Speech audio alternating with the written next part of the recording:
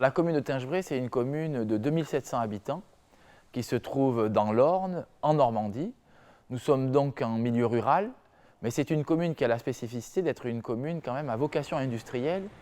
Tingebray, on le dit, est la capitale de l'outil de jardin puisque 80% de la production d'outils de jardin français est fabriquée ici, dans cette commune de Tingebray. Tout part d'une réflexion qui a été menée par le conseil municipal. L'idée, ça a été d'électrifier tout le parc des automobiles de la commune. Aujourd'hui, plus que 2 véhicules thermiques, on en a 5 qui sont électriques. D'abord, il y a quand même un avantage, c'est que naturellement, il y a beaucoup moins d'émissions de CO2. Ensuite, c'est le volet financier. La recharge, en gros, pour ces véhicules électriques coûte à peine 1 euro. On les recharge 1 à 2 fois par semaine. Et donc, on a fait d'énormes économies par rapport à l'essence ou au gasoil qui étaient dépensés chaque année par la commune. Donc, c'est aussi un volet très intéressant.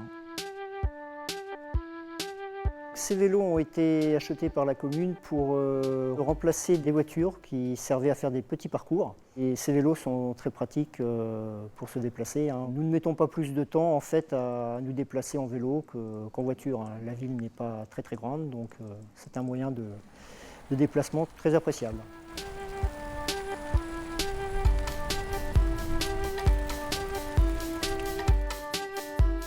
C'est le dernier véhicule acquis par la commune de Tingebray. Il est entièrement électrique. Il apporte, je dirais, plus de sérénité du fait de l'absence de bruit à l'intérieur de l'habitacle du véhicule et le fait aussi qu'il n'y ait pas de vitesse à changer de façon répétée puisque c'est une boîte automatique.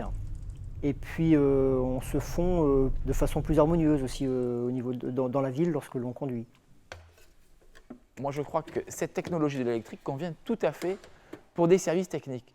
Pourquoi? Parce qu'en fait, ils font très peu de kilomètres par jour. On est sur de l'ordre de 40 à 50 kilomètres.